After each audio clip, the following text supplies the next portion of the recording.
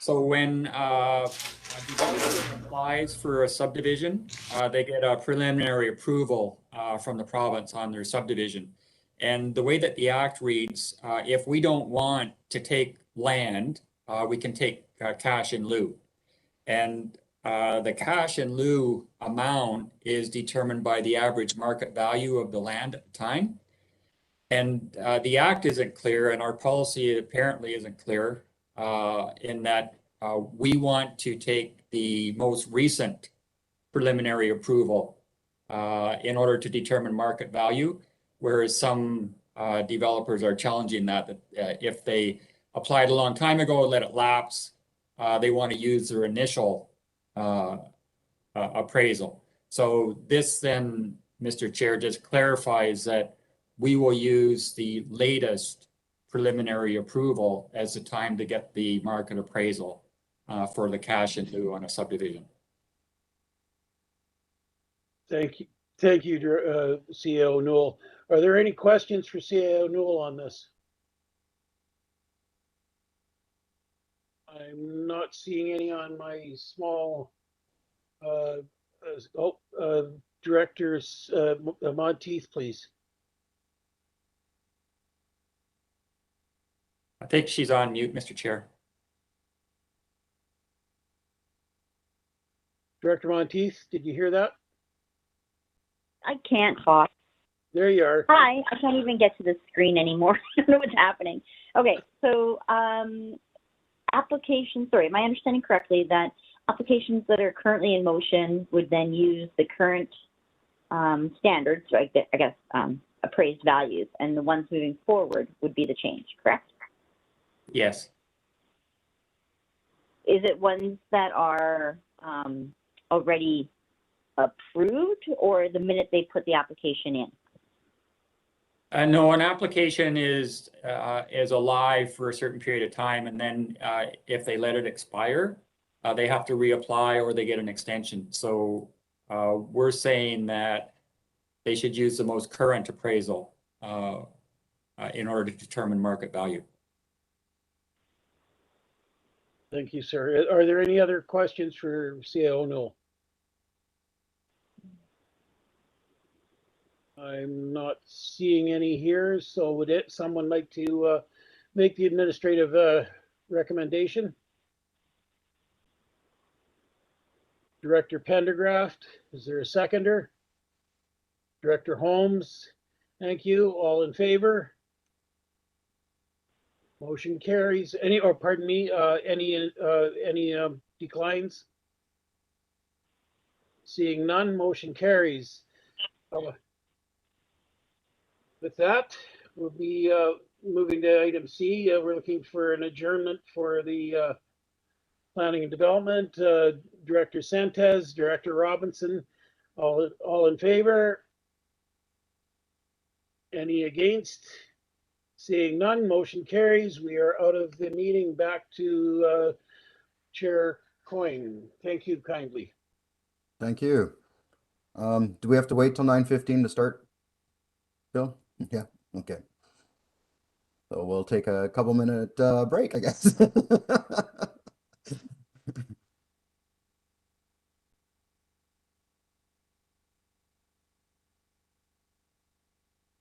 And practice our emojis. Yeah, I've seen some clapping hands, some faces, and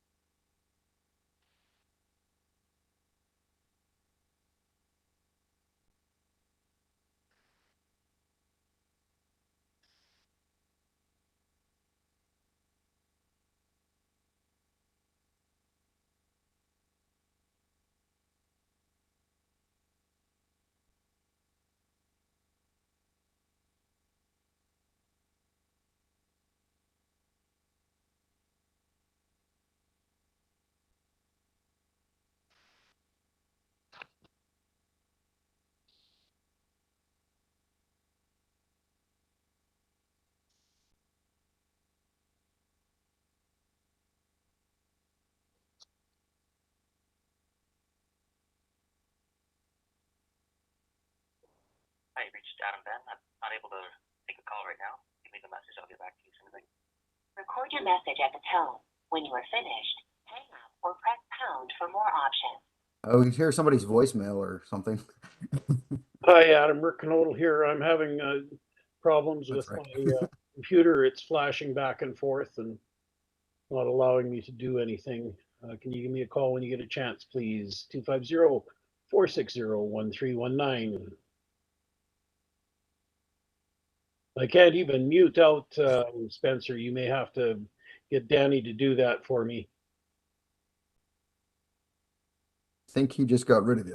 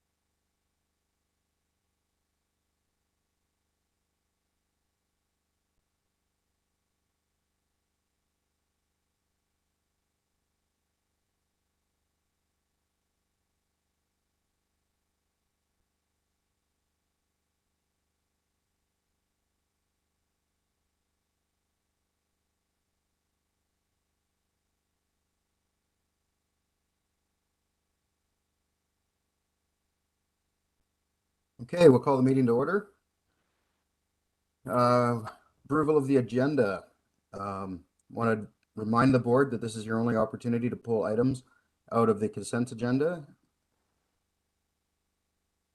Director Robinson.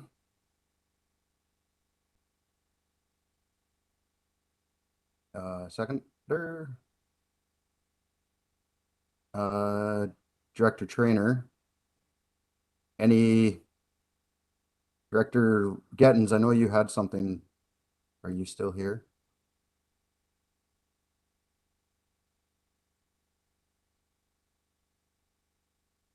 I think we lost Director Gettins. Director Gettins wanted, Bill, were you talking? Sorry. Well, it would be A.1.2.4, Mr. Chair, and we'd put that onto E1. Yeah, okay, perfect. We move on with the motion without an amendment on that, or? Yeah, just Okay. pull it off the consent and put it on the regular agenda. Okay, all in favor? Opposed? Carried. Thank you. So we'll move on to consent agenda. Need a motion. Oh, geez, sorry. Director Kozakovich, seconder. Director No. Gettins. No, We already pulled sorry, you, right? Chair. Oh, you did. already Okay, pulled it. thanks. I was lost there for a while. I appreciate it. Thank you. Yeah. So did you want to second it? Okay, Director Gettins seconded. All in favor? Opposed? Carried. Thank you. Item B, Development Services Rural Land Use Matters. Development Variance Permit Application Electoral Area I, CAO. Thanks, Mr. Chair.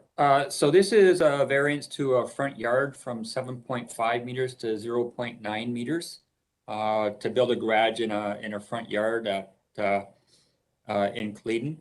And when it went through the Advisory Planning Commission, they had a couple of issues they wanted to address. One was whether putting it at 0.9 meters away from the street would be all right with MOTI. So we've checked on that, and that was approved. And then the other was that they wanted a geotechnical review done on the property prior to getting a building permit. So we've added that as a condition onto the development variance permit, Mr. Chair. Okay, thank you. Director Monteith, did you have a question?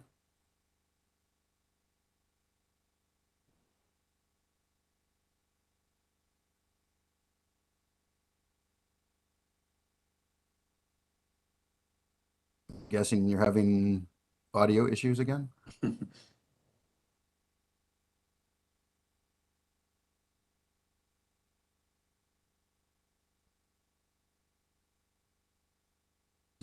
Danny, is there a way we can help Director Monteith?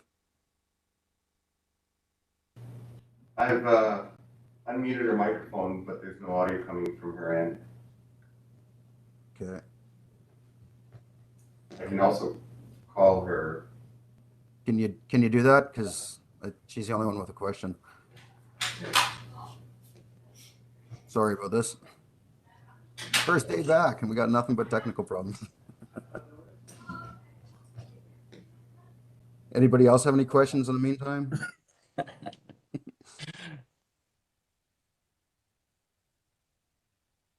Director Gettins, thank you. Yeah, thanks, Chair. Should we look at B2, the OCP, while we're waiting for Director Monteith to come back? Yeah, I think we can do that.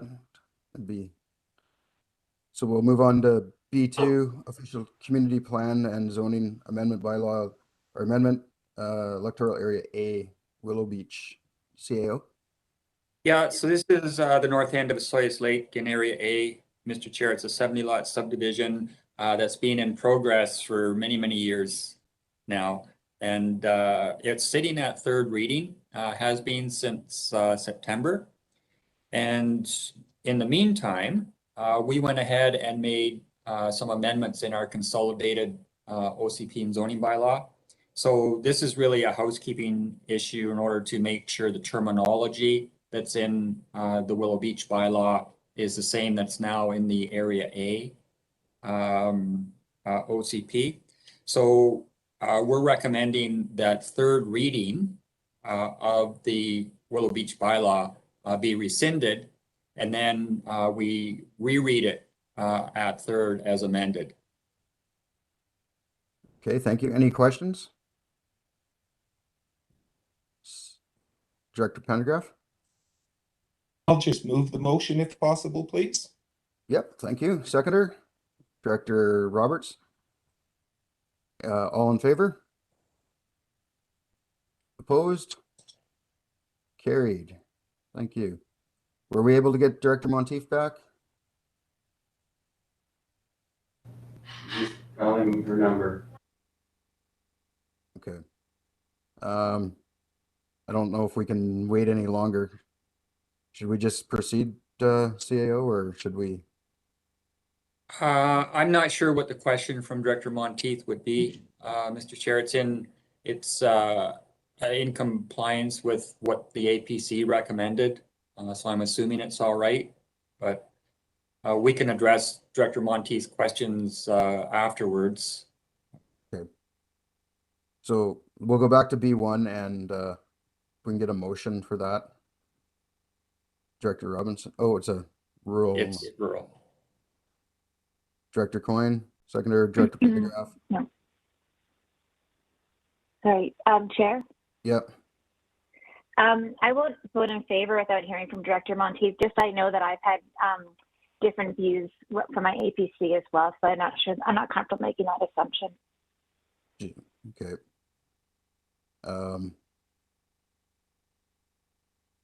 So she can't connect with her phone either. I'm just getting a voicemail. He's getting voicemail. Fred Cohen. Sure. The other alternative would be to postpone it to the next meeting, Mr. Chair. Okay. Can we, okay, Director Gettins? Yeah, I'll defer it. Thank you. Thank you. Do we need a seconder on that? Yeah. Okay, seconder, Director Obrick. All in favor? Opposed? Carried. Thank you. Down to C, Public Works, C1, license of occupation. Yeah. Forgive me, Spencer, but I just got a message from Sabrina that said she was okay for it to go forward. Now, was that the deferral or was that the original motion? Did anybody else see that? No. Oh. Sorry. We've deferred. It's in the chat. Okay. We've deferred it now, so we'll move on. You can come back on the next one. So C, Public Works, license of occupation for Willowbrook Water Reservoir, CAO. You're on mute. Our access to the Willowbrook Reservoir runs across Crown land, and our license of occupation on the access has expired. So we want to resubmit the application for that license of occupation to the province, Mr. Chair. Perfect. Any questions? Get a motion. Director Coyne, you're making a staff recommend a motion. Director Kozachowicz, second. All in favor? Opposed? Carried. Thank you. We'll go to D, Finance, Budget Bylaw 2953, 2021, first reading request. CAO. Yeah, Mr. Scafino has a slide deck that he's going to present with sort of the significant issues on the budget, Mr. Chair, and then we have a couple of resolutions. The main one being we'd like to get first reading on the budget bylaw so we can get out for consultation. And then, of course, any significant issues that come back, we'll bring back at second reading. So at this point, we'll just turn it over to Mr. Scafino and he can take the board through it and answer questions. Perfect. Thank you.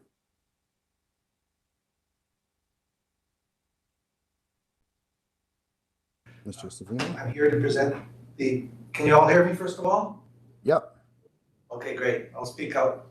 I'm here to present the 2022-2026 budget. Thank you for all of the support the directors have given me and the managers also and the CAO. There's a few things before I start the PowerPoint presentation I just want to discuss. First of all, this is first reading. It does not mean that the tax increases that are on the schedule will remain. I will be asking all the directors and inviting them to meet with me and the managers to review the budget yet once again and make whatever changes that come out of these meetings. One area that I see that will be looked at and made some recommendations is the transit. This is a very poor year for operational costs. These costs are just given to us. We have no say in what the costs are. However, there has been some surpluses, operating surpluses over the years that have been put into reserves. And this may be the year that we draw from them, and that's something that we can discuss with you. Ultimately, if that's what happens, it will come back to the board at second reading, and the board can then decide if they want to use it or not to adjust the tax requisition. One of the other things that I was actually surprised, I was able to put the 2022 complete assessment roll in the budget so that we didn't use last year's. The increases in market and non-market value for the area was just incredible. It was material, especially for the electoral areas, where the electoral areas in some cases went up close to 50% more than they were the previous year. And one example, and I'll use Penticton as an example, is that the municipalities, actually the assessments were lower than the electoral areas. So in case for Penticton, for instance, they were the second lowest. So their share of the total assessment for the regional district went just above 40 to just above 39%.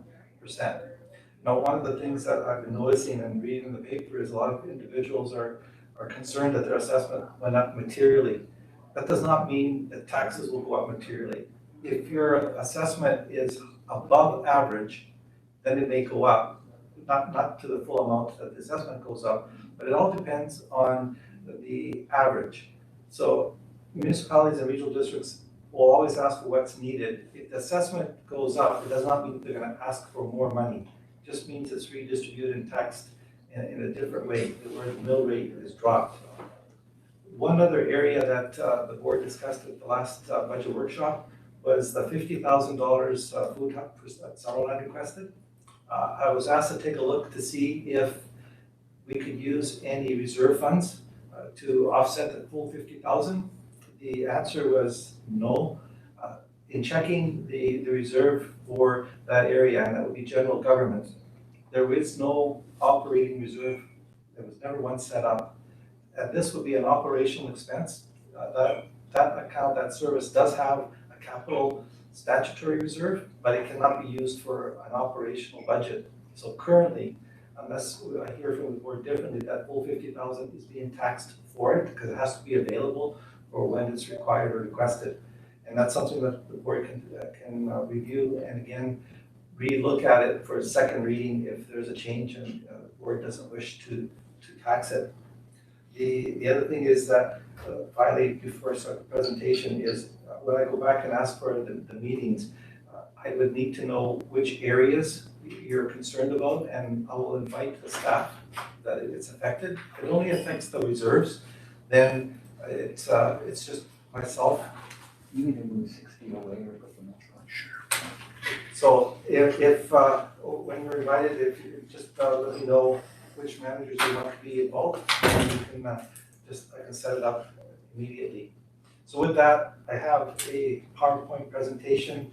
But before I go, please interrupt and ask the questions as I go. I'll be glad to answer it. I'm here to give you as much information as you need before you adopt it. As you probably have seen, there's a lot of information on there, and I will be able to look at second reading and third reading as it gets closer to even provide even more.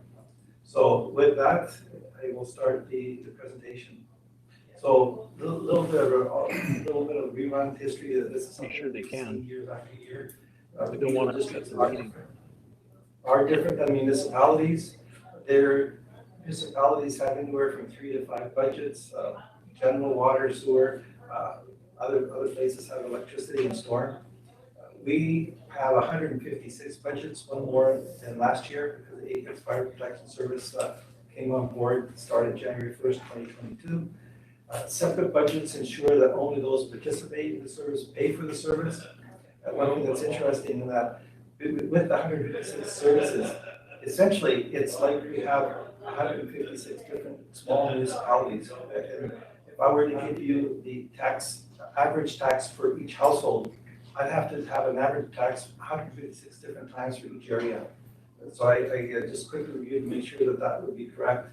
And it's interesting that it creates a lot of paperwork, as you've seen. There's probably 500-600 pages that are included in the budget, but the more information you have, the more you're informed and the more you're educated and the more questions you will be able to ask. So the next section that I need to talk about, and this is all in your domain, is there were some changes made from the November 19th budget to now, and the changes would have been requested either by the board as a whole, the director of the area that it's affected, or some cases it would have been staff because something was added or there was some additional information that was found since the November 19th. So it is in your section in the report under D1. However, I have them all itemized in the budget, the PowerPoint presentation in groups of 4. So it's, I'd ask the board how you want to review these and how you want to authorize these expenditures. So these are in the grant, either as a increase or a decrease. And I could quickly go over them one by one, or you can look at them in groups of 4. The first one, for instance, is the environmental conservation.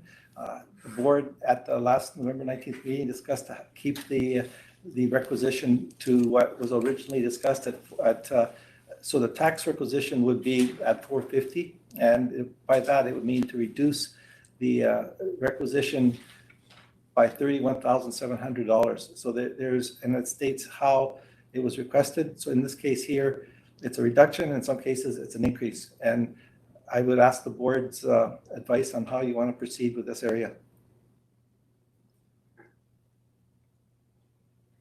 Director Gettens? Thanks, Chair. Can I get a reminder why we're decreasing this one? The board at the November 19th meeting asked to keep the requisition to what the original $450,000. So when you see the original grant was for $450,000, which increased the tax requisition by that $31,700 that you see there. By reducing that $31,700, the grant would go to $418,300, but the tax requisition would be at the limit that was set by the board for $450,000.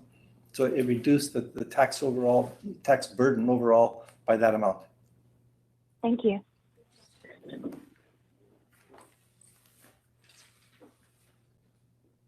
Okay, so is everybody okay with move forward then? Does the board want me just to go them through one at a time, or do you want to look at all 4 at the same time? Let's go through all 4 at the same time. Okay. So the next one is the request. It would be from the change from the director asked to relook at the donation that was originally estimated. We looked at it and it looked like it was realistically higher than what is expected. So we reduced the original ask of $500,000 that was expected to be donated by $167,000, and that $331,000 is realistic. So that came as a request from the director. The next one is again a capital request. So the requested adjustment is $167,000. Again, that is in line with the previous ask, where the capital cost was also excessive, and we reduced it so that you'll see that the donation and the capital cost funded by the donation are now the same. And again, the Naramata Fire Department, the miscellaneous revenue, the fire department decided to sell 2 surplus vehicles, and those surplus vehicles are estimated at $50,000. So that was entered back into the budget as a revenue, and later on there's transfer to reserve for that same amount. So those are the first 4 asks. They are in the budget as you see, but it's not official until you've actually voted on it. So what I'm asking is if the board approves these 4 changes. Okay. Just consensus, I guess, or are we, Director Kazakovich? Seconder? Yeah, I'm Oh. just moving it. Thank you. Yeah. Seconder? Director Robinson? All in favor, or any questions? Favor? Opposed? 8 hands, because I can't see everybody. Carried. Okay, thanks. Thank I you. think sorry, Jim, maybe what we can do is just like keep rolling. And if one of the directors has a question on one of these, like I don't see us having a vote on each page of this. That'll be at first. Okay. With you. Yeah. Okay, so I'll do what the CAO suggested. Here's the next section. If there's any concerns about these. And if everybody can just use their hands on their emoji or whatever they're called, that'd be helpful, because I can't see everybody with the presentation up. And these are the next 4. Sorry to interrupt. I just want to test my audio. It's working. Can I be heard? Yep, you're working. Thank you. We're okay. So here's 11, 13 to 16, next 4.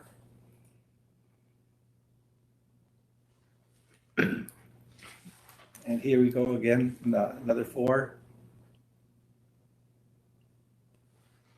These are essentially fine tuning with meetings with the director and the staff after the November 19th meeting.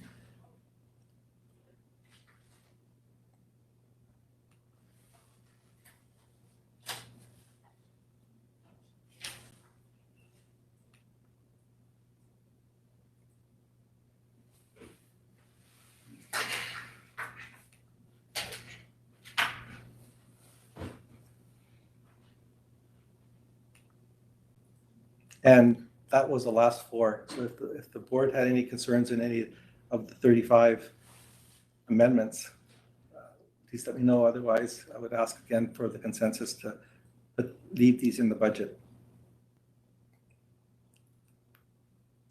Yeah, we don't need a vote on this right now, Jim. Just Okay. So I'll continue then. Budget summary. This is just to show the comparison between 2021 and 2022. If you look at the bottom line there, where total RDOS budget goes from 58.6 this year to 75.4 for next year's budget. I wanted to show that why there's a major variance, and the biggest 2 reasons is that there is 7.2 million of capital projects carry forward from 2021 to 2022, and there's a major project in 2022 for composting of $8 million. So that threw the capital project comparison out of line. And once you take those into account, it's very close, 58 million versus 60.2 million. So this is more for information. So because there is a material difference from year to year, but that's the reason why there's a material difference. So the capital project requested, as stated in the previous item, was 28.2 million. Of this amount, 7.2 are carry forward projects. Just to emphasize, there's no additional administration costs on the carry forward projects because they paid for the admin fee in 2021. 2022 capital projects total $21 million. Included in that is that 20% of the overhead, which is redistributed amongst the different projects and totaling $347,000. This is, I just wanted to be transparent and show how the distribution is broken up. There's a recommendation further in the meeting regarding the overhead policy. This is something that it's consistent. So we take 20% of the total overhead, move it over to capital, and it's redistributed based on this percentage. Essentially, in previous reports, I've noticed that on operational costs, it says 100%, and then the rest goes down. There's no such thing as 100% on the highest amount. The highest amount is, I call it a base amount, and the base amount establishes what the other amounts are. As long as they're consistent with that 75, 56, 42, etc., it then calculates what the redistribution is automatically. So with that, I don't give you a percentage because that percentage will vary. So this year it's 2.47%, but it all depends on the number of projects. It depends on the value of the projects. So with that, there's a consistency. And later on, again, in the recommendation, there is a recommendation that says that this policy for capital and operational be reviewed every 4 years in line. It should be in line with the election. And that's something that the board can vote on to continue or change the policy in the future. So assessment, I talked earlier about the different assessments, and I was shocked with the different increases. I've seen in the paper that there's a lot of concern about the increases in the assessment. Yes, you had an assessment. All it really does is it changes the mill rate to reduce it so that we still collect the same amount of money as I stated earlier, but the changes does not reflect the tax increase. So if my property went up 30% and average is 20%, yes, my tax will go up because I'm above average, but not at 30%. So that's something that I think in the presentations that I'm going to be making for the public consultations, I will be speaking about that so that the electorate, the taxpayer knows that how that works and how much money we're going to be collecting. It doesn't mean that the different tax rates in regional districts are going to be increased materially. One thing I do want to discuss, what is different between municipalities and regional districts, is that for regional districts, if the assessment goes up materially for the electoral areas, it means that their burden on the regional services will go up. And in this case, except for Princeton, the electoral areas, it went up and the municipalities went down. So that's the biggest single change. For municipalities, it's all one tax base, so that doesn't really affect it as material as the regional districts. So again, this is just a tax per share member. This is something I provided the board last year. This is just for your information. It's good to see that if there's a consistency or where the changes occurred. Apologize for the size, but there's a lot of information on here. This is essentially the percentage of total budget by electoral area and municipalities. This is essentially what as it is for first reading, what the tax implications will be. And again, this will more than likely change for second and third reading based on the meetings that I have with the directors and the public consultation. Just a handy graph, different colors. It shows the size of the pies. You can quickly take a look. One area that you may have noticed in the presentations and in the reports is that the Penticton Indian Band is paying for some of the services. However, as of the first reading, we still I don't have the actual new assessments for them. And hopefully by second reading, I will have it. Tax impact on various property values, something new. I now provide that for any time that I'm asked to do a what if. It shows you what the tax implications are for average houses from 500,000 to $1 million. For those that the houses there's no house that is exactly that amount, but if somebody has somewhere in between 700 and 800,000, for instance, they can extrapolate to what their taxes are. Again, this is first reading. There's going to be some changes, and I see that, but this is just as of today. So one of the other things is there's some material increases in the operating budget that I wanted to bring out and the board could ask some questions. Some of the increases were predicted, like for instance, debt servicing for Area E was borrowing for $900,000 for a park. Parks and facilities operational costs, there was a supplemental request that the board approved, and that increased the budget by $116,000. Smaller one, but it's still up there. The board training, and again, that was a supplemental request. Increase in labor, $52,000. the new bylaw position, 75,000. I won't go through all of them, but the next biggest one was emergency management, 150,000. That was huge. And that was because the contract with the city of Kelowna materially went up. There was some major increases in the solid waste management. Apex Fire Department, I wouldn't call that an increase. That's a new service. However, it is part of the budget, and it's someone that's looking at it and trying to determine why there's a big difference from one year to another. And it affects Area I only, and specifically the Apex area. So that's something that anytime you give a new service, you're going to have a huge increase. If you look at the tax increase for Area I as a whole, it looks like it's material, but when you take off the Apex, then it becomes more manageable. Director Kazakovich So has a next. question. Yes? Yeah, thank you, Jim. I just want to confirm on the previous slide, debt servicing for Area E, we were authorized to borrow up to 900,000, but that's that debt servicing is based on what we would have locked in around 705,000, correct? Correct. Currently, that's where it's at 31,698. If I go into MFA, but that will eventually change. That's what I had to put down for now, but it will change. Yes. So it will reduce then? Yes. That's how it is Okay. as of today, though. Great, thank you. Did anybody else have a question before we move on? I got a question, Spencer. You probably can't see my hand. Yeah, go ahead.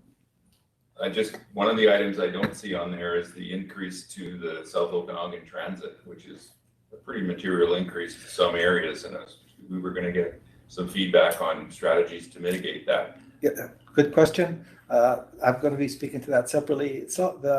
It's not just that transit, it's all transits, as you have come back and talked to me about. The transit operational cost went up materially and the revenue went down. And that's a number that you as a board, unfortunately, do not have any control of. That's something the BC Transit gives us a 3-year budget for all of the transit services that we have.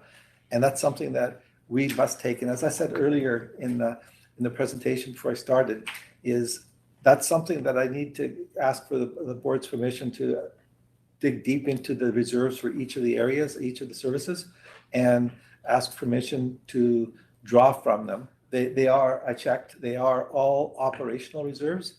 And over the years, it did get built up. And I strongly recommend that this is the year that you use it. However, it's not sustainable.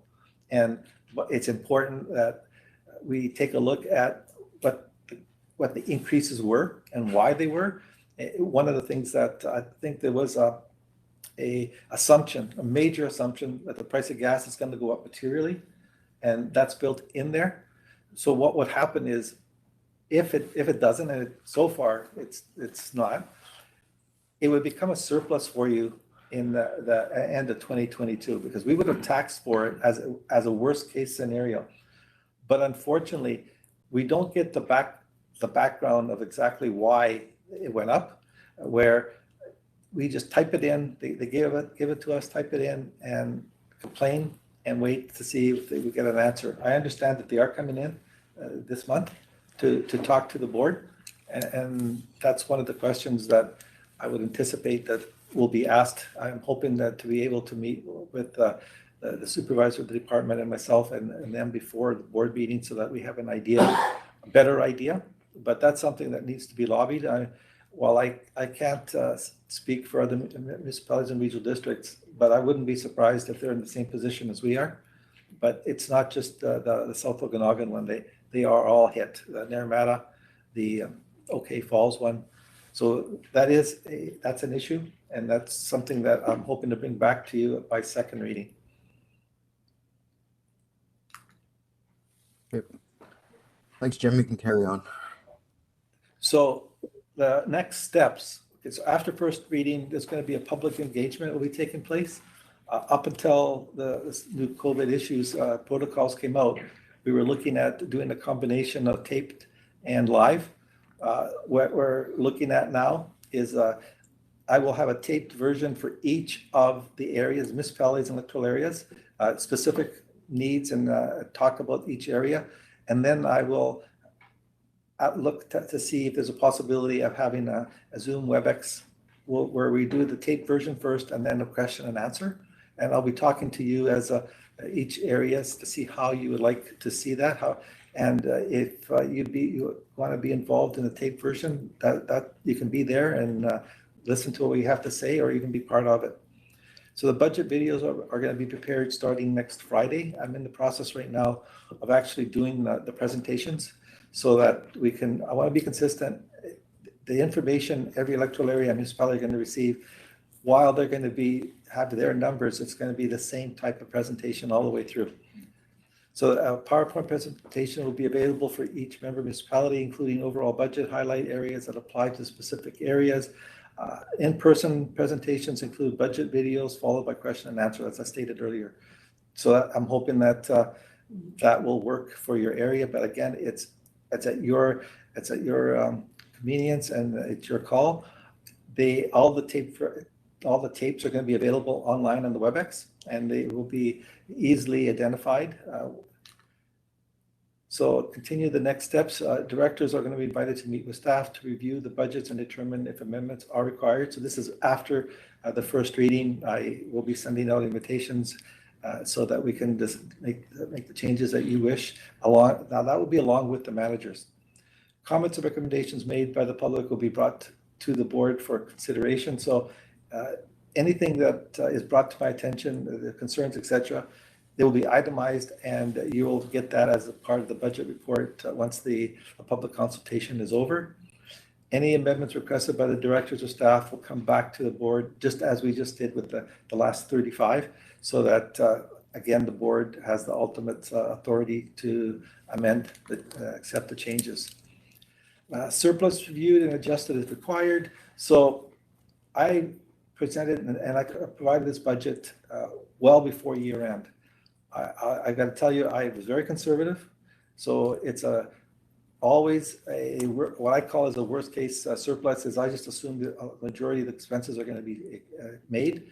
However, now we're closer to the year end. We're actually close to winding down and knowing exactly what our costs would be for 2021. And I could have a better review of the surplus. And in most cases, I'm hoping the surplus will be higher. However, it's not going to make a major change because with the way that we're doing the budget now and the board's changed the policy is if I have $100,000 in reserves, I have $100,000 in transfers to reserves. So that if I'm out $50,000 and it's $150,000, it's an in and out. But what that does is it allows you as a director to transfer some back from the reserve to the revenue side so that you can reduce the tax requisition. So that will be also going to be looked at and adjusted. And where I see something like that happening, I will point it out to you. And it will be up to you as the director for each area for the services to determine if you want to do this or not. We're looking at doing the budget for second reading February 17th. And the reason it's the 17th is I want to give enough time for the public consultation. That's important that we're transparent, and it allow you as the directors to have as many meetings as you like. And I'm making myself available to whatever your needs are. Yes, it's not going to be in person, and that's unfortunate, but we are going to try our best to do especially the question and answer part of it. And as I stated, directors are invited to meet with staff to review the budget and determine if any further amendments are required. Additional comments and recommendations made by the public were brought to you, as I stated. Any amendments requested by the directors ultimately is in your court. And the goal is to take it to the board for third reading adoption by March 3rd. Legally, as a regional district, we have to do it by the end of March. So March 3rd gives us some wiggle room if there's some issues or anomalies that need to be addressed. So the better and earlier in the month of March that we do this, the better we have some wiggle room. So as the CAO stated, we are looking for a first reading of the budget, Schedule D and E. There's a lot of information in the budget. D and E are the overall capital and operational budget. Your section, there's a section F in there that has your own specific areas so that you didn't have to go digging through the 156 operational budgets and the 50 capital budgets. I hope that helped. I plan to give you any information, additional information that you would like for second reading, let me know. And I tried to keep it short, but it's important that you have all the information that you need. I would be glad to answer any questions that you have. Does anybody have questions? Director Gettins. Thank you, Chair. I just wanted to say to Jim that I really appreciated all the extra information that you provided. I think getting a good grasp at the first reading is really helpful and more likely will help us get that March 3rd target. So that was all my comment was. It's just thanks for the extra information and some consistency is really nice. So thank you. Thank you. Yes, thank you.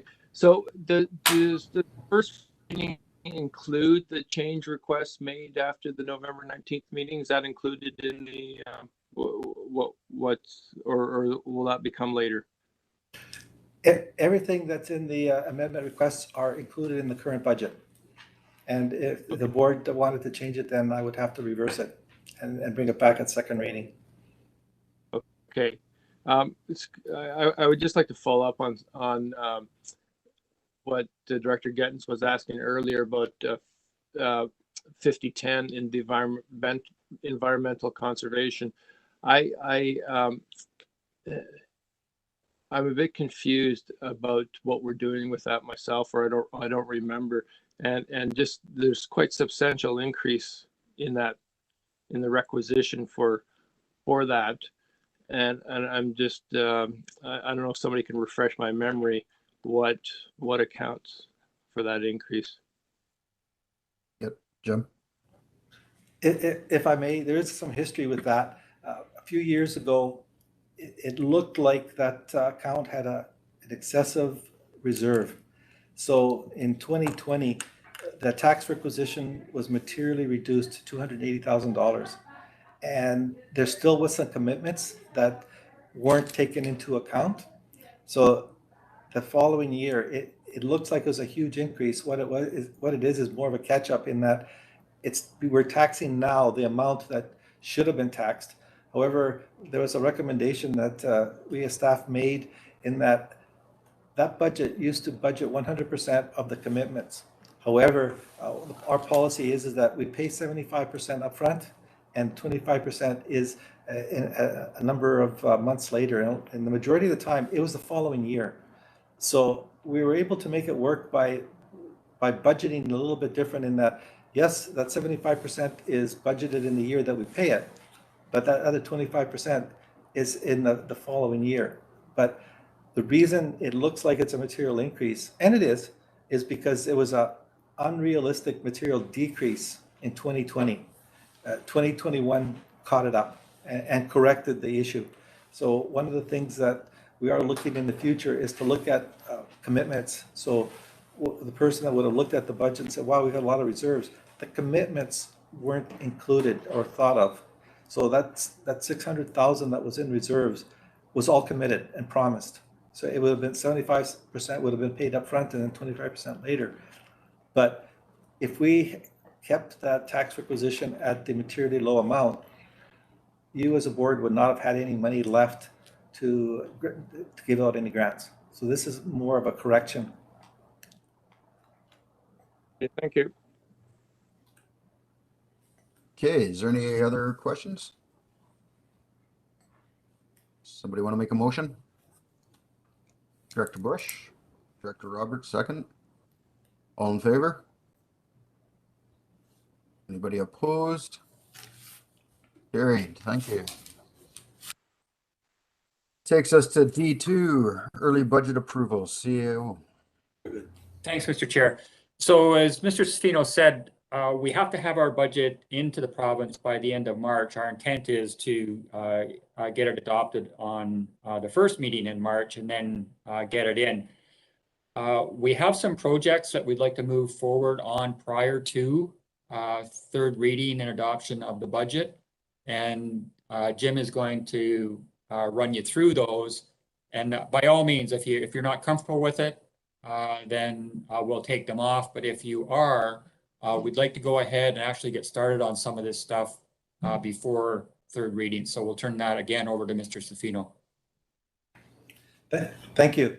So in the report, there is early budget approval. That's something that sometimes it's necessary either to beat out other municipalities and regional districts because we want to go out for a tender and we're not competing at 2-3 months from now where everybody else is, or there's a need for the position now. And an example would be the bylaw person and the finance person that's in here because there's an additional workload and there's a reason why for the ask. So the first ask that we're doing is hiring of a building and bylaw enforcement officer. So and the position currently is needed immediately. One of the people in the manager there got a promotion and the person's trying to juggle the work and try to meet the needs of the regional district and do 2 positions in one. So I'm asking if the board can approve the hiring of the building and bylaw enforcement officer. The expense for that position is in the current budget, and it's there for your approval or your comments. Any questions? Okay, was there another one, Jim, or was that the only one? Yes, so there's a hiring of the development engineer supervisor. So early approval of this position will allow for key engineering projects to be completed on a timely basis. This request was discussed at the November 5th budget meeting and it was approved at that time. So this position is key to implementing a lot of the capital projects. As I said earlier, if for instance, as we had $7.2 million of projects that were carried forward, I would anticipate that with this position, there'll be a lot less carry forwards. Sorry, Mr. Chair. Yep. So obviously, Mr. Safino's referring to his version of the report. That project didn't actually make it into the report that went out to the board. Oh, we have sorry. some organizational issues that we want to discuss between operations and engineering before we go ahead with that issue. So are we just asking for the building inspector position then? No, the building inspector one, it's actually the bylaw enforcement officer. So we currently have a vacancy of a building inspector. We're already filling that in, but we actually we put in a program change to enhance bylaw enforcement, and that was the one that we had initially under COVID funding, but that was of short term, and that's currently vacant now too. So we want to go ahead and fill that position. This board has a focus on bylaw enforcement. We aren't able to keep up with the administration of that, so we wanted to proceed on that. But the one as far as the subdivision supervisor, just hold on that one for now. Okay. Does anybody have any questions on the bylaw officer? And somebody will, and that's the only one we're moving forward with right now. Is that correct? Oh, Director Monteith has a To the chair, just want to clarify the distribution of the funds to the cost are based on, how is that split out by areas? It's not split by area, it's split by service. So if it's a noise bylaw infraction, time is charged to it. If it's a planning infraction, it'd be charged to electoral area planning, and so on. So sorry, follow-up question. So so say area I super busy with noise complaints. Does area I pay more the following year and area D, E would pay less, or how does that balance out? Well, the current time, we're going for a consolidation of the noise bylaws, and it would come out of that budget. So sorry, another follow-up. So we all pay the same amount? If it's a noise complaint, it would come out of noise bylaws. And if it's a planning complaint, it would come out of electoral area planning, and so on. Director Monteith? Does that satisfy your question? No, but I'm okay. Okay, so if I understand this correctly, we need a motion to approve the early spending on the bylaw position. Is that correct, Seo? If you wanted to do them individually, you could do that, Mr. Chair, or you could do them as a slate. Director Gettens? We have 6 early approval requests. Oh, okay, so there's more. Sorry. Yeah. Was confused because of the okay, well, we'll let Jim go forward and then we can decide afterwards. So Jim?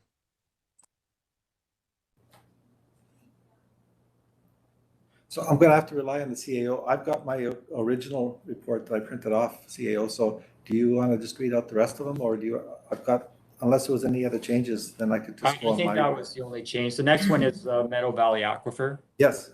Okay, so the next one is Capital Project Area F, Meadow Valley Aquifer Assessment.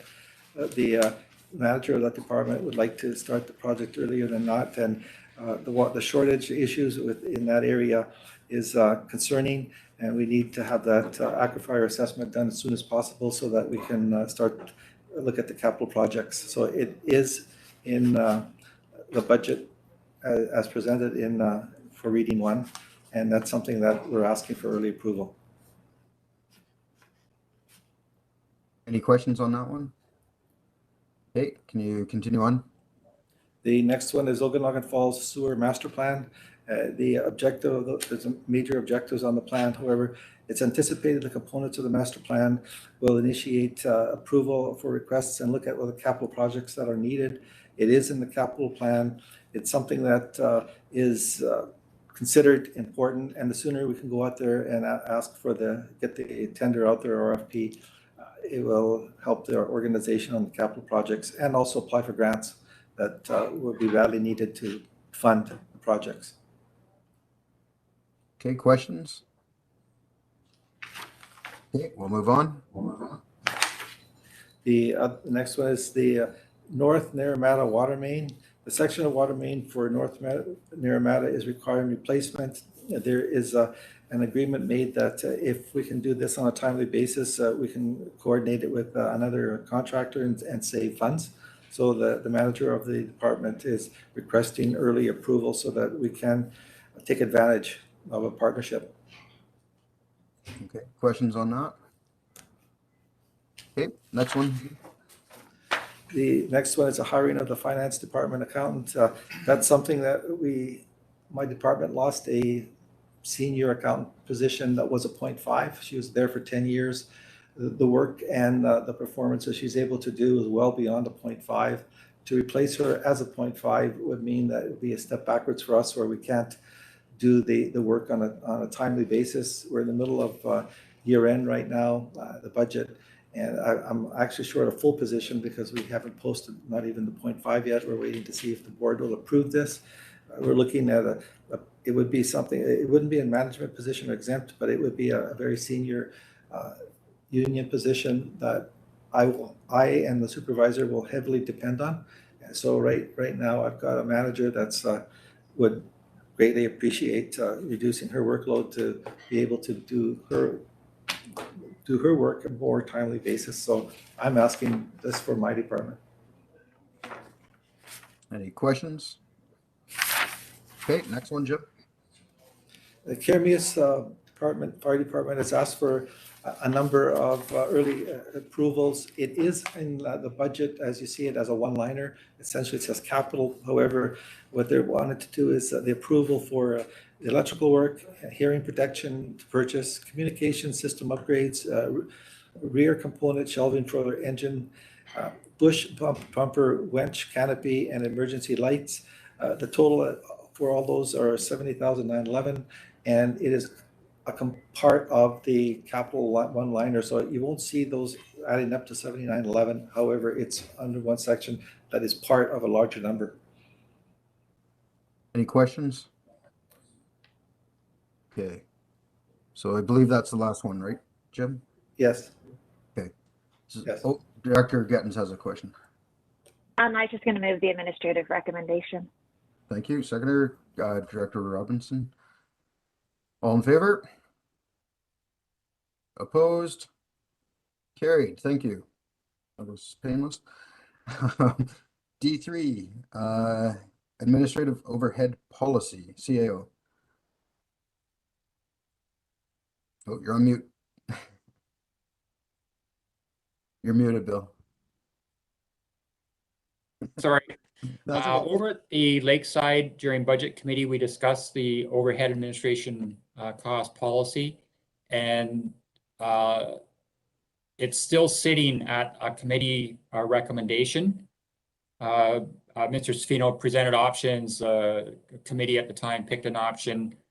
And what we need to do, though, is get a board resolution on the policy. And I know there's still some issues with regards to that. So we're going to put this back to the board, Mr. Chair, for a final discussion, and then hopefully get a determination on how you want us to deal with this on a regular basis.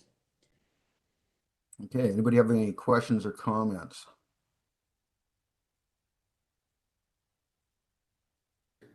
I have a comment, Spencer.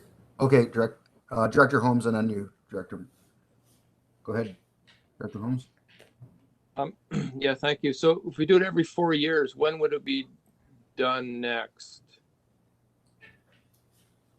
So the intent is to do it for each term so that each new board has a shot at it and an understanding of it.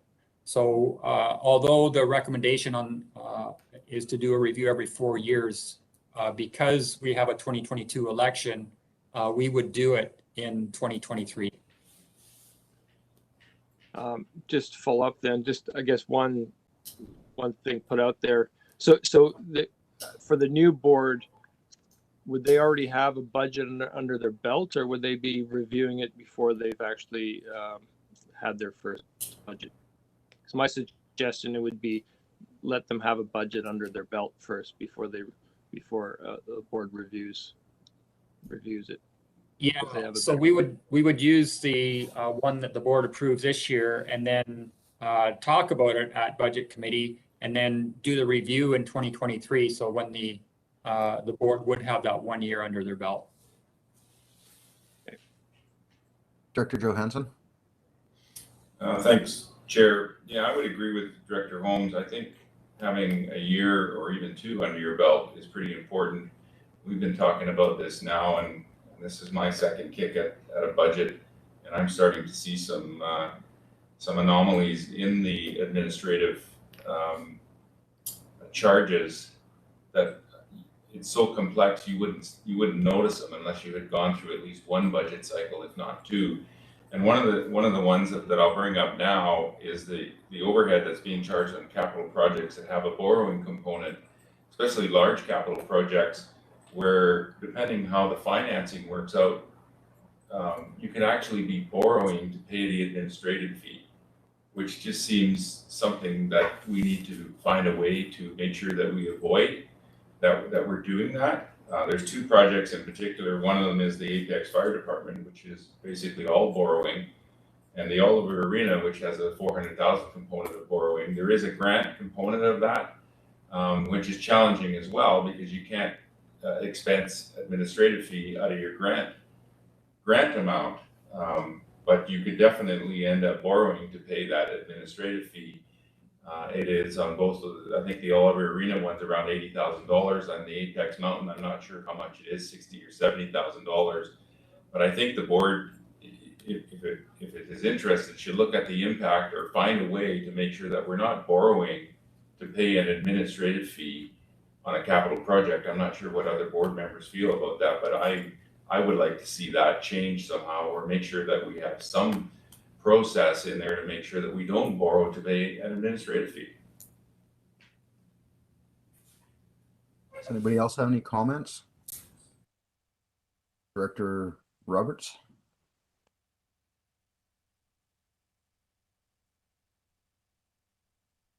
Sorry, newfangled system here has got this thing making hand gestures for me, so I'm trying to figure out how to disconnect that. So you have no question? Oh, I think we lost you. Okay, now you got a hand up.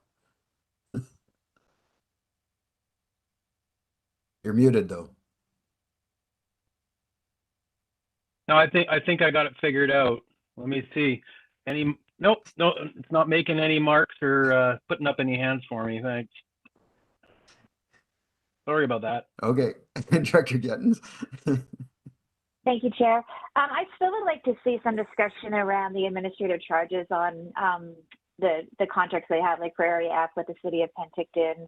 I think the library is another one, the Water Board. Just how, if we're doing that fairly, or are these contracts admin fees supplementing other work? I think they're higher than they need to be, representative of the work, but I'd just like to hear a bit more comment on those, please.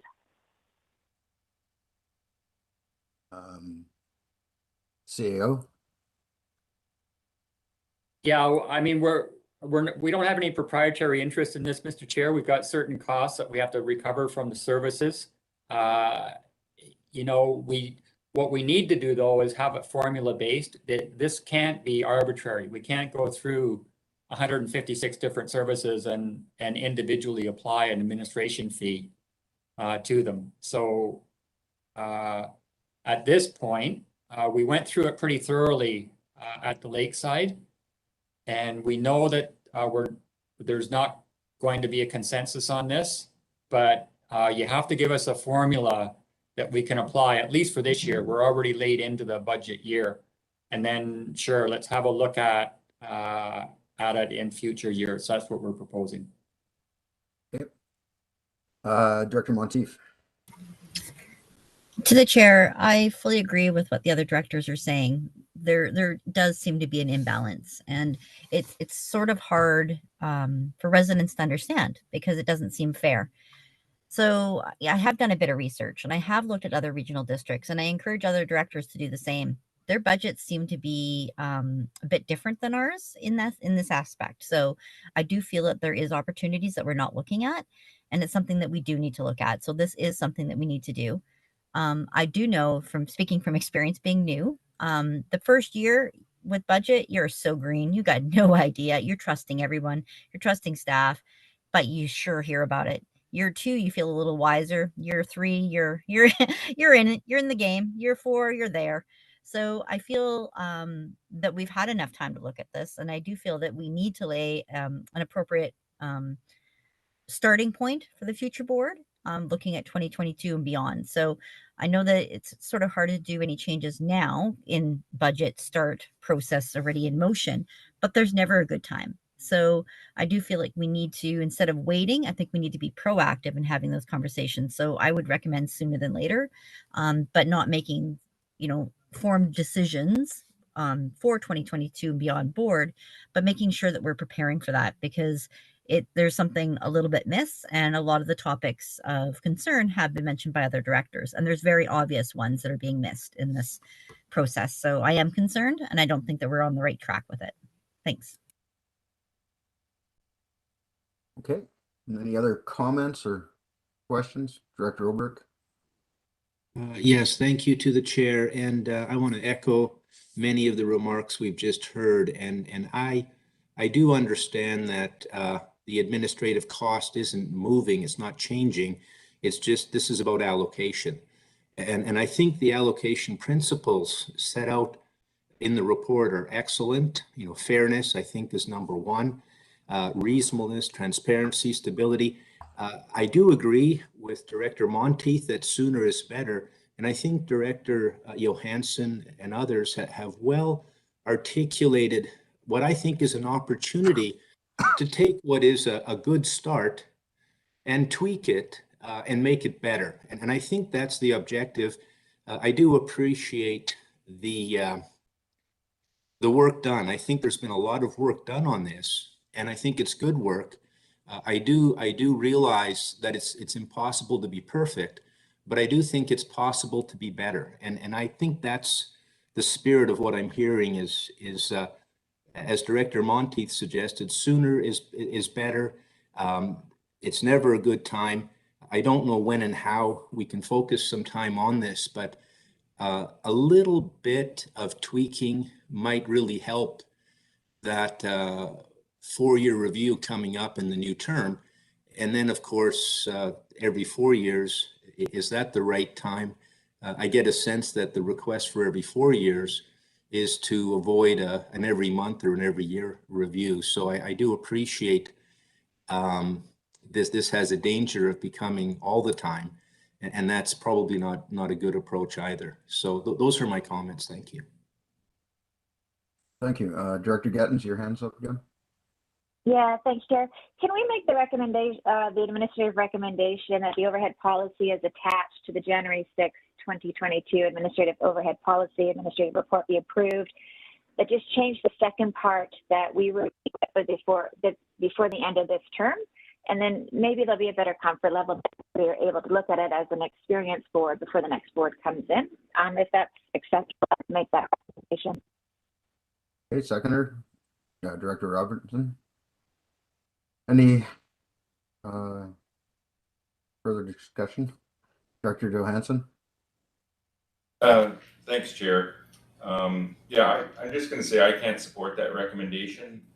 I still think that charging overhead on a project that has borrowing and having to borrow dollars to pay an overhead fee is not the way to be applying expenses to an electoral area or municipality or anybody in the regional district. And I think that's a fairly simple one. There's not too many projects in there that have borrowing that are getting administrative fees on there. And I guess I'm just asking the board, is everybody okay with that, that you're going to borrow money to pay a fee? That just seems crazy to me. And if everybody's okay with that, I guess we can move forward with it and accept it. It'll affect different people at different times with different projects in the future, but that is a pretty fundamental charge. And to borrow to pay a fee just doesn't make any sense to me. It's something that we should be able to look at before we, at this time, because once we put this into policy, it's very difficult to change a policy. So I guess I'm asking the board, because I would actually make a motion to defer and get what the impact would be to stop charging admin fees on projects that have borrowing associated with them. Thank you. Okay, so we got a bunch of hands up here. So Director Gettens, your hand was up. Okay, Director Monteith was next. To the chair, I fully agree with Director Johansson. I think that when we're asking residents to borrow for a project and then we're charging an admin fee on top of that, it makes no sense at all. And I really agree. I also feel that, you know, it's if these projects didn't happen, where would that money be paid? Who would be paying it? So it almost feels like the way that we're looking at it is we're using projects to fund operations of the general organization. And I struggle with that because, you know, like right now it happens to be Apex, but next time it could be any other community. And I feel that it's not sustainable. What if those projects don't happen? What if we have no projects? Then what happens to our budget? We're setting a false economy, and I don't appreciate the and I know my residents don't appreciate just that flow and ebb, which is what we try to avoid. So I do think that we need to look at this, and I do said, once again, sooner the better. Okay, Director Robinson. Oh, I had it the first time. Sorry. Too quick on the draw there. Well, my understanding by seconding the motion was that it was going to be reviewed by this board, which is an experienced one, before we hand off to a new board. So that's why I seconded the motion. I do agree, however, that the overhead costs are not being allocated as well as they could be. I realize how complicated it is, but there must be a better way. And I would agree with Director Johansson that that one in particular seems to be fairly straightforward to correct. So unless somebody can convince me otherwise, I'll still be supporting the motion. Thank you. Director Trainer. I just have a question, and it might be a bit silly, but I'm just missing this point. So an admin fee is, if an admin fee is part of the cost of an overall project, why would that not be included when we're borrowing?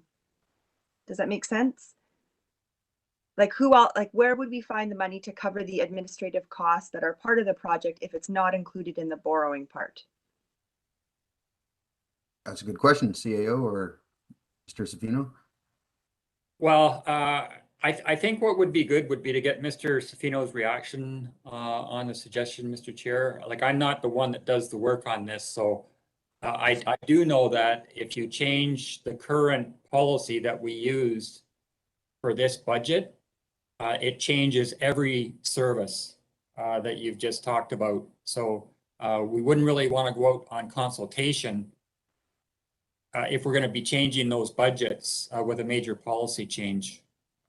But Mr. Safino could answer more specifically as to the capital part of this, Mr. Chair. Okay, are you still, there he is. Somewhere, you just moved. There you are. Go ahead, Joe. Thank you. There's just a few things that I just want to clarify is as far as borrowing because there's an additional amount because there's an admin fee. If the admin fee was not charged on the capital side and it goes back to the operational, there would be less of a reserve that would be used to fund that capital. Because right now it's 347,000 that is not in your operational. Well, that 347,000 is put back into the operational in the form of transfers to reserves. Because if I moved it over as an expense, we'd have to keep the tax requisition lower.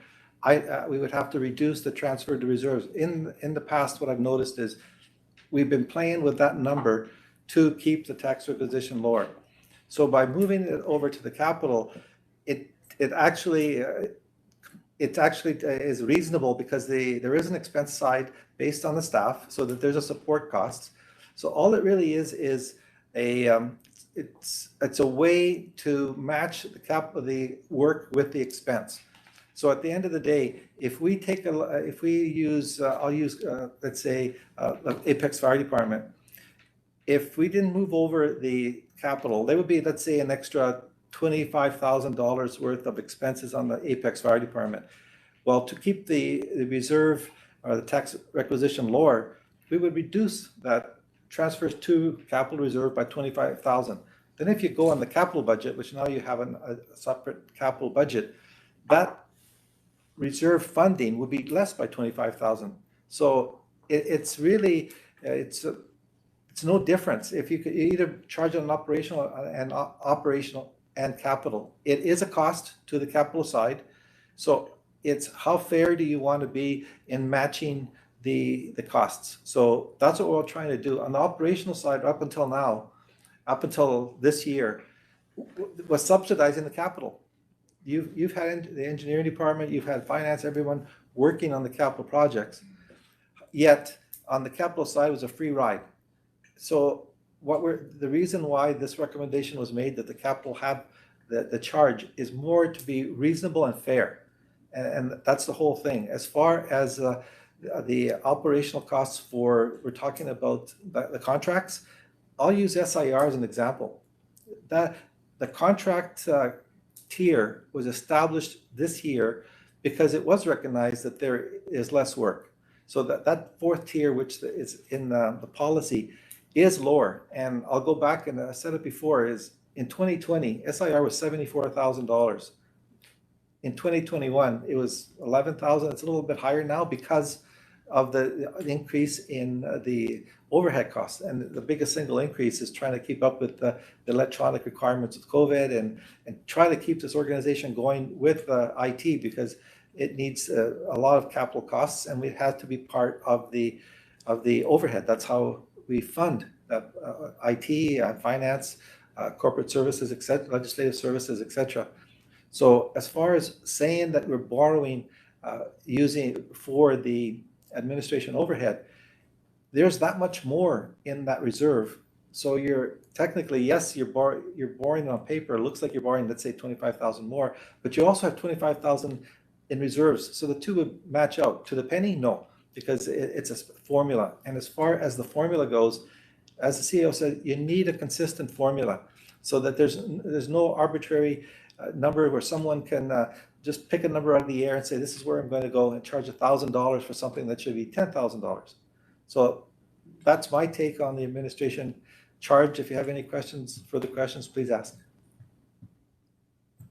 Thank you. Director Roper. Yes, and thank you to the chair. I agree that Director Trainer's question is excellent. It goes to the crux of the issue. Costs need to be paid, and that includes administration costs. And that's, I think, what this process is about, is finding a fair way to put the proper cost to the proper project. And if you have to borrow to pay, well, then you borrow to pay. If you have enough money in your account, you don't borrow, but you borrow to pay all costs. That's why you're borrowing. It's a cost you can't pay. If you could, you wouldn't borrow. So a proper cost has to be paid. And if you have to borrow, so be it. The second point speaks to the motion, and that is the fairness of the formula. And I think that this goes to Director Johansson's concern. Is it fair on some other basis? That can be tweaked. It could be better. I'm not satisfied that the current formula is perfect, but I think it's a big improvement over what I've seen. And I've been at this board now a little longer than a couple members, and not as long as many others. But I think this is the right direction. I think the motion needs to pass so we can get on with the 2022 budget, and staff have the comfort of knowing what they're doing. And the time for review can be in the next few months, so that the next board has the benefit of all the improvements that maybe can come. But I think it's real important not to be confused that it's wrong to borrow for a cost. We borrow for costs all the time. And thank you to Director Trainer for the good question. Thank you, Director Oberg. Director Kozakovich, if you have anything to add. Yeah, thank you. I 100% agree with Director Oberg, and thank you, Director Trainer, for the question, because I was about to pipe in because I was getting a little frustrated in the direction we were going down. We're here, folks, because there was a request for greater transparency. Director Rager asked for greater transparency and allocation of administrative charges. The City of Penticton asked for this. We're going in the right direction. I feel we take a step back if we don't move forward on this. So I completely support the administrative recommendation. Thank you. Okay, and with that, I'm going to, Director Johansson, and then I'm going to call the question. Yeah, go ahead. Just wait for the mic. Thanks, Chair. I guess what I'd like to make clear about what's bothering me with the borrowing. So you have a capital project, all the expenses by staff that are charged to that capital project. The administrative fee is on top of that. So all the project management fees, all the staff that are going to work on the project, all those things are already being expensed to the project. The administrative fee is on top of that. And my understanding doesn't have anything to do with the project. It's basically overhead that the RDOS has. And so what you're doing is borrowing to pay overhead. You would never borrow to pay operational costs. You'd borrow to pay for capital costs. So those expenses are already being charged to the capital project. And then on top of that, you're paying an administrative fee, a general administrative fee that goes into the to pay all the administrative costs for the RDOS. That's the piece that I don't like. And I don't think we should be borrowing or have a project where we're borrowing to pay that administrative overhead fee for the RDOS operational costs. Because project costs are already being charged to the project. Okay, thank you. Director Gettins, is it something new or? No, just thank you, Chair. Can I just get the administrative recommendation read again? Because I did make a bit of a change and I just would like that for clarity, please. Or I can say it again if that's easier. Yeah, go ahead. Okay, so the motion that I put forward on the floor is that the overhead policy is attached to the budget January 6, 2022 administrative overhead policy report be approved, and that the administrative overhead policy be reviewed before the end of this current term. Okay, perfect. And with that, I will call the question. All in favor? Opposed? Director Johansson? Is that the only? And Director Monteith? Okay, thank you. Carried. And that brings us to E, Legislative Services, the item that was moved from the consent agenda. CAO? Thanks, Mr. Chair. So Director Gettens had advised us early that she had a concern with one of the recommendations out of the Planning Development Committee from last week, or whenever that was. So A.1.2.4, which was the minutes, got moved to E.1. So on this one, this is talking about our noise bylaw consolidation. And I know Director Gettens has some questions that we're still working on, but I think basically she wanted to amend the recommendation that's coming out of committee on her Sunday times. So it would be better if Director Gettens explained what she has in mind, Mr. Chair. Okay, thank you, Director Gettens. Thank you, Chair. Yeah, CAO is exactly right. I just wanted to align our Sunday hours for Area F with Area E and just decrease those hours, please. So just a friendly amendment, and then I'll wait for the questions when staff are ready. Okay, so you're making that motion, seconder? Director Kozakovich? Any questions or comments on that? I don't see any, then I will call the question. All in favor? Opposed? Carried, thank you. Yeah, that was okay. CAO report. CAO. Thanks, Mr. Chair. Nothing special, just an update on our current flooding risk over in the Similkameen again. We, of course, had that egregious event in November, December, that's still now moving into recovery stage. And then right around Christmas, we had an ice jam on the Similkameen. And again, we had to place some properties on alert over concern about flooding due to the ice jam. And we're still on alert on those properties, just keeping an eye on it. Hopefully with the warm weather coming, the ice starts moving and we'll get out of that one. Now, I didn't bring a report forward on state of local emergency. We had recently, over Christmas, we still had the state of local emergency on for Area H, and I believe it is still on now until the end of this week. We do have 5 properties still on order because they just their properties aren't habitable. Either they don't have access or significant flood damage. What we'll do now is we don't need a state of local emergency in order to maintain those orders right now. We'll try and address them. And if not, if the properties, if the houses themselves are no longer habitable, we would do that through notice on title and, if necessary, injunctive action to get them removed.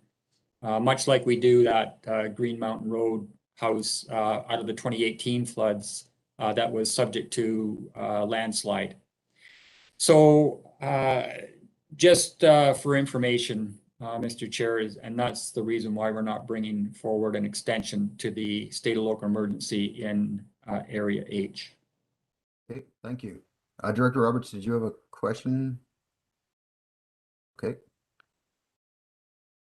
Yeah, thank you. I'm not sure where to place it, and then maybe later I'll have to talk to CAO. When I'm looking at properties that have been in a state of emergency and or are on alert and they've had significant damage, I got 3 that are businesses that are looking to deal with the Disaster Financial Assistance Program. And their questions that are coming around is they're trying to figure out, they've been allotted or are on a list right now that places them priority-wise receiving large funds to bring up their properties to the standard they were before. But at the same time, that to have that happen, it puts the effect on some of the structure of the pre-existing orphan dike. And it's a little bit of a stickler because you're trying to figure out, is that something that gets tied in with these businesses when they put a DFA request in? Does that all of a sudden, if they're tying up or bringing their property to standard next to one of these orphan dikes, does that make them become liable with the dike, with the repairs they're doing for their property? Again, it's just maybe just to get it out there so that I know how to more effectively ask that question and where to have that discussion. Thank you. CAO, that would be something maybe Director Roberts should talk to the EOC and maybe the province. Those owners should talk to the province or their insurance companies, I'm guessing. Yeah, I mean, we're on record having concerns about orphan dikes all up and down the Similkameen. It wouldn't, a property owner wouldn't apply, I don't believe, for to repair a dike. They would have, if they suffered damage to their property or their residence, like something they own, they can submit a DFA and then they'd be eligible for up to 80%. That's a competitive process, so that's not a given that they would get that. It's an application process. So if there are specific circumstances or individual properties, we could certainly talk about that. But generally overall, we know that orphan dikes are a problem. I think the province is now aware that orphan dikes are a problem. MOTI did fix some of the orphan dikes in Area G because their roads were impacted. But as we know, we don't have a flood management program or a mitigation program. So lots of work to be done on that yet. Yeah, thank you. You had a follow-up, Director Roberts? Yeah, just follow up on that. Yeah, because I guess the question that the landowner was just wondering if would this affect their application? They're at a certain number within that application process, but their idea that if there is no plan on the dikes, does that affect their private application? So that's what I'll bring to you as a question, or where I should go ask that. So DFA. Okay, well, short answer is no. It's based on damages already done. So it's not contemplating new damages. It's what the impact on them already. And DFA is a provincial program, and so is the Orphan Dike program. So yeah, it's all in the, unfortunately, it's all in the province's wheelhouse, and those probably best that they contact their MLA and ask for some direction or assistance from him. Okay, thank you. We'll move on to Chair's report. I don't know if Mark wants to talk or not. No, okay. So he'll give you an update next time. I have nothing to report. So we'll move on to director's motions. If anybody has a director's motion, Director Roberts. I'd like to make this is a notice of motion. I haven't got something tied together, but I've been getting a lot of concerns recently around fireworks. We've had a couple deaths where livestock is broken out onto the highways because of fireworks. And of course, I don't have a noise bylaw, et cetera. And I was just trying to figure out whether or not, is that something that is tied to like a motion around what fireworks are? What are other regions and areas doing? So is this an okay place to ask that question? CEO.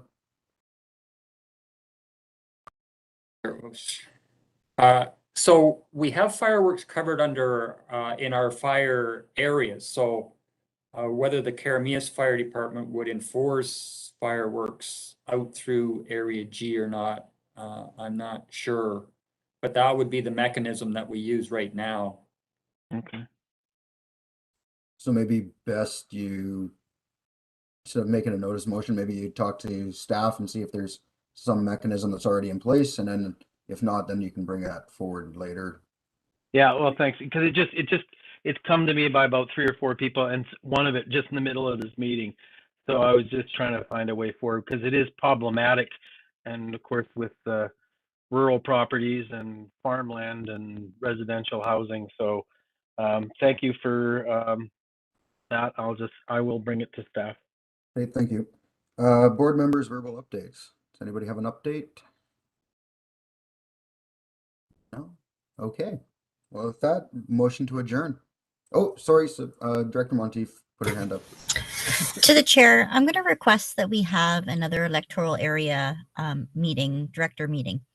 So I don't know when, but I would like to see that happening. We haven't had one for some time, and I think that it would be a good idea to regroup. So I'd appreciate that happening. Thank you. Okay, thank you. You're okay with that, CAO? There you go. Somebody's manipulating my mute button. I believe the electoral area directors did that themselves last time, Mr. Chair. So I don't know if that was a direction to us to set something up or if they're just going to get together. Director Monteith? It was to the chair.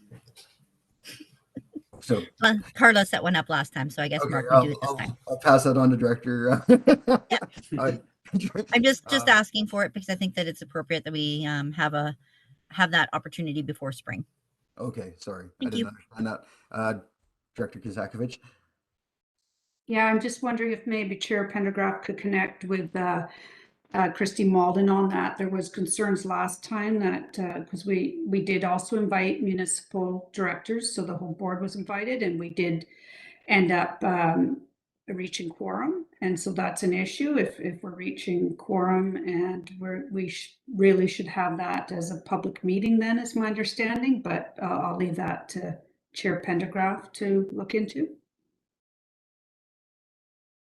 Okay. Yep, he's nodding yes. Perfect. Okay, we'll leave it at that, and I'll go back to motion to adjourn. Director Robinson and Director Gettins. All in favor? Carried. Thank you, everybody, and Happy New Year. We'll see you all soon.